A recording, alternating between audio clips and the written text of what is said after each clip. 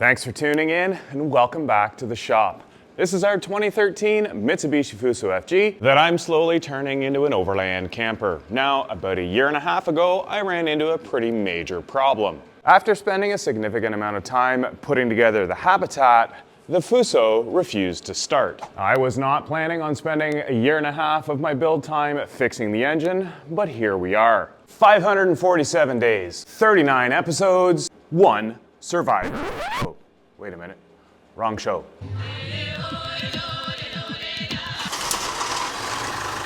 Now that we've got the Fuso running again, I want to take a quick look back at all the things that I looked at, diagnosed, troubleshot, went through during this entire process, so that if somebody else is having a similar problem, you can go through all of these things too.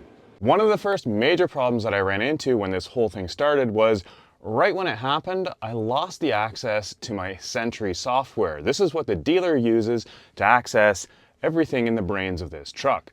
Now, even though I had a fully legal version of this software, the retailer that I bought it from, who was legit and legal, would not support me. I reached out to Fuso, I also reached out to Mercedes, and neither of them were able to help me either, which meant I was at a bit of a, I don't know if disadvantage is the right word, but it was going to make things a lot harder.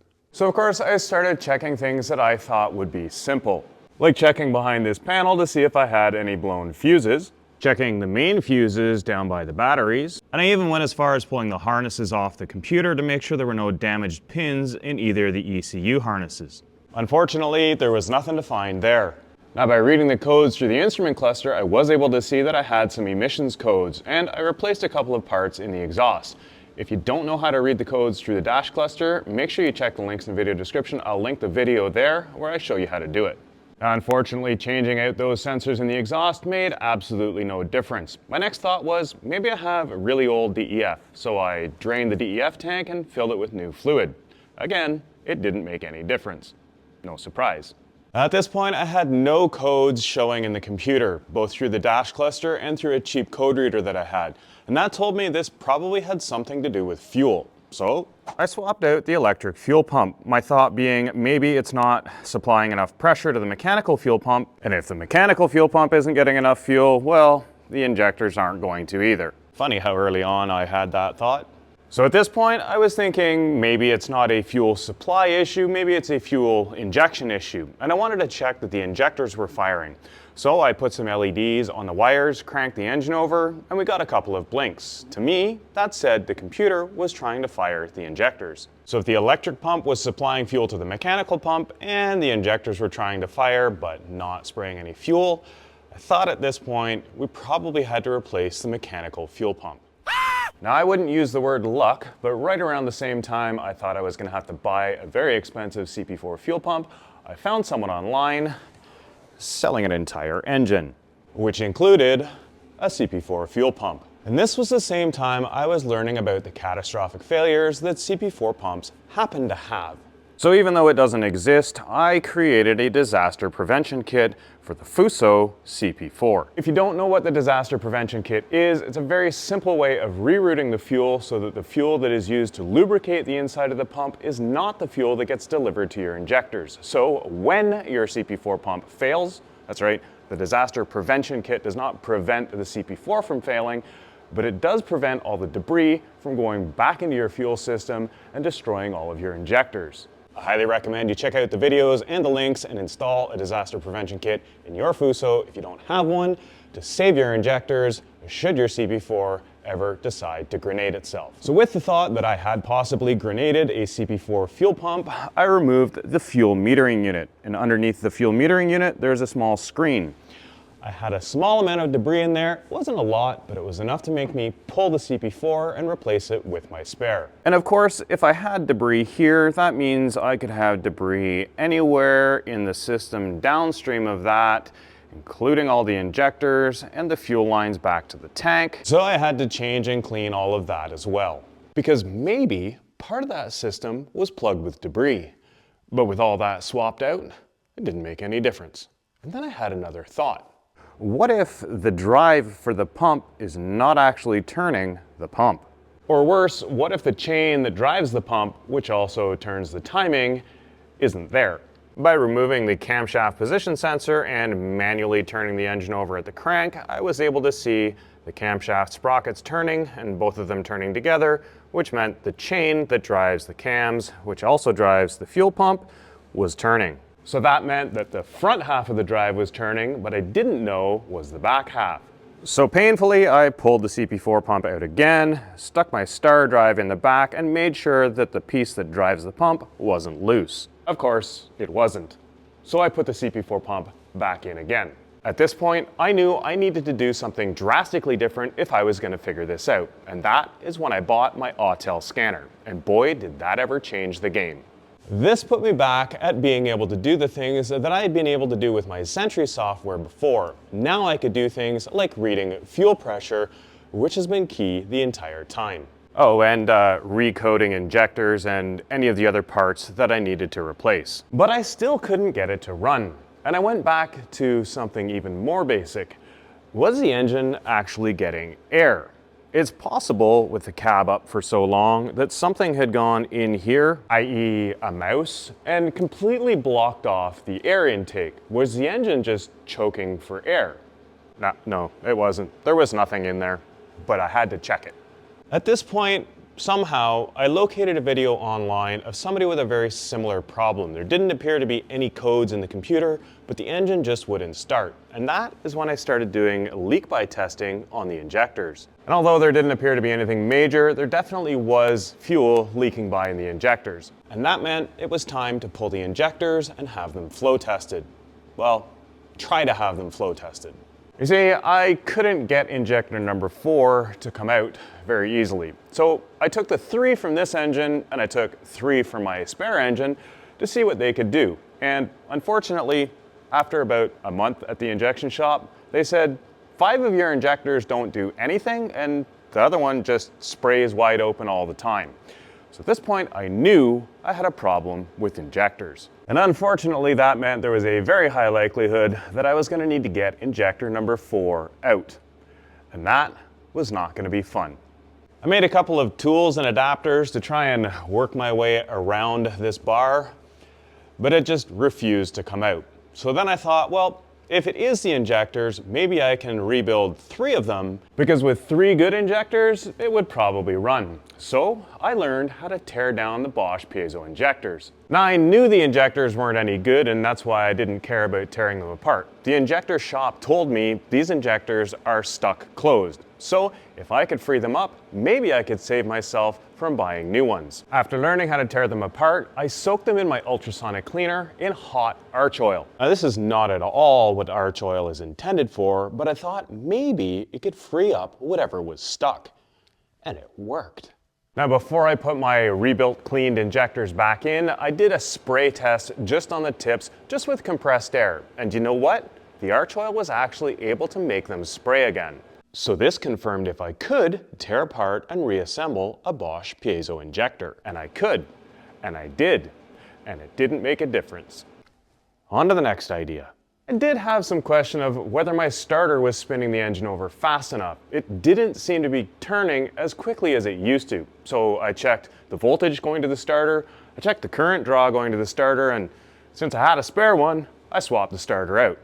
None of those made any difference. And then all of a sudden, I had fuel pressure. And then I didn't.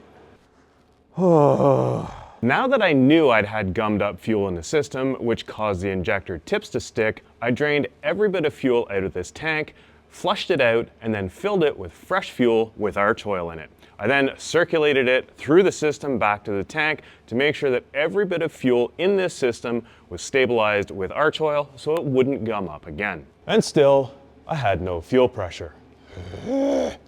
So I again took out my CP4 fuel pump, and this time I tore it down on the bench. Wait, I think I tore down my spare pump first. No, wait, my spare pump was in. So I tore down my original pump, and there was nothing wrong with it. So that made me wonder, was my original CP4 fuel pump actually perfectly good, and the reason the engine wouldn't run was because the injectors were gummed up?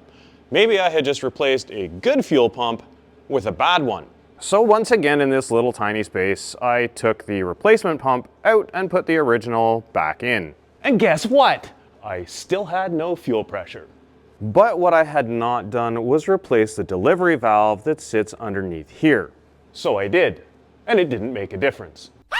Somewhere along the line of jiggling all this around and sticking my fingers into the tight spots, I managed to dislodge a fuel line. So when I keyed the ignition back on, it just dumped fuel all over the ground. Fun! And after I fixed that, it still didn't run. And I had a thought. If the fuel pump is actually creating pressure, maybe the rail is bypassing everything back to the tank. So I replaced the rail pressure regulator. And again, that was not the problem. Maybe the pressure sensor isn't giving the right signal to the computer. So I replaced that too, and guess what? It wasn't that either. Still not having gotten anywhere at all, I thought it was time to confirm that the mechanical pump was actually turning inside the pump and the pumping element was actually moving up and down. So once again, by removing this cap and mechanically turning the engine over, you can see the piston moving up and down. So if the fuel is getting to the piston should be moving the fuel to the rail. Unless maybe my disaster prevention kit was actually preventing fuel from getting to the piston. So I took all of this out and made sure that fuel could come all the way in, right to the top of the pumping element. And guess what? It was, and I still had no fuel pressure. And then I did, and then I didn't. And then I burned my starter out from cranking the engine over so much. So I swapped my old starter back in again. And then I had a really scary thought. What if my camshafts are broken and my valves are stuck down and I've got no compression? So I picked up this nifty little borescope camera and I took a look inside the engine, both this one and my spare. And I didn't see any damage at all, which is good. Not sure how I thought that would have had any relation to fuel pressure, but it was worth checking. At this point, I also realized that I knew I'd had 3 clogged up injectors. Really the only thing that I had any substantial evidence of having a failure was the injectors. So I had to get number 4 out and replace the injectors. This was going to be a huge pain in the butt, at least so I thought. As it turned out, as soon as I had that big bar out of the way, the pneumatic injector extractor pulled it out like it was nothing. And at this point, I finally gave in and ordered 4 new Bosch injectors. And after printing a special tool to suck out the oil that I had put in the tops of the cylinders, oh yeah, at some point I put oil in the tops of the cylinders to try and help lubricate it to see if the starter would speed up. Anyway, I got the oil back out and I put the new injectors in. And you'll never guess what happened. It actually started! And then it didn't. But that didn't matter as much because at this point I knew I hadn't completely destroyed my engine and it did have the ability to run. The 4 new injectors made a difference. I just still had something else wrong. So with the Autel, I once again discovered I had no fuel pressure. But at this point I knew it was not leaking out through the injectors. I knew the electric pump was pushing fuel up to the front. I knew the disaster prevention kit was not preventing fuel from getting into the pump. I knew that the fuel metering unit was letting fuel in. I knew that the fuel delivery valve was letting fuel out. What I wasn't sure of was this pressure sensor lying to the computer? If everything was working properly, but the computer didn't know it actually had fuel pressure, it wouldn't fire the injectors. So I installed a mechanical fuel gauge, and guess what? I had no fuel pressure.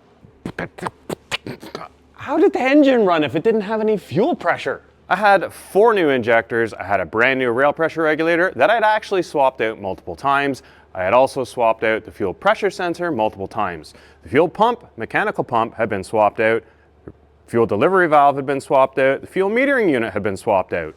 The electric fuel pump had been swapped out. Pretty much every single piece of the fuel system at one point or another had been swapped out. So how did I have fuel pressure and then not? Well, the weather got cold and I found it. If you missed the video where I got the truck to run again, it was a fuel clamp. At some point, either these hoses shrunk enough in the cold temperature to allow fuel to start leaking out here, or in all the times I took this system apart, the last time I put it together, I just didn't tighten it enough, which means air was getting in. As soon as I tightened that clamp up, I cranked the engine over and guess what? I had fuel pressure and it started. I want to be clear on one thing. This was not an 18-month troubleshooting due to a loose fuel clamp. There were definitely issues with the injectors that were preventing the engine from running. 18 months ago, when I first had the problem of the truck not starting, this part of the fuel system didn't even exist. The diesel fuel that had been sitting in this truck since I bought it is what caused the injectors to gum up. There was no treatment in this fuel, and I was not running the truck on a regular basis, and that caused the little needles in the tips of the injectors to get completely stuck in place, which meant the injectors could not fire any fuel out through the tips. Bottom line, until that was fixed, nothing else would let this truck start. However, one of the times where I didn't have fuel pressure and then I did was when I changed out the rail pressure regulator. So I do have reason to believe that the same thing happened inside the rail pressure regulator. Bad fuel gummed it up. I don't think it was a contributing factor, but the fuel delivery valve in the top of the pump was also kind of gross. So there may have been multiple locations where I had issues caused by gummed up fuel. So is there a moral to this story? Of course there is. Number one, don't have really old diesel in your fuel tank. Number two, use some diesel fuel treatment that's going to help things not gunk up. Number three, every problem has a solution. Sometimes there's multiple problems, which means you need to have multiple things solved before you see the results. But if you stick with it, eventually, you'll get there. Thanks for watching, and we'll see you next time.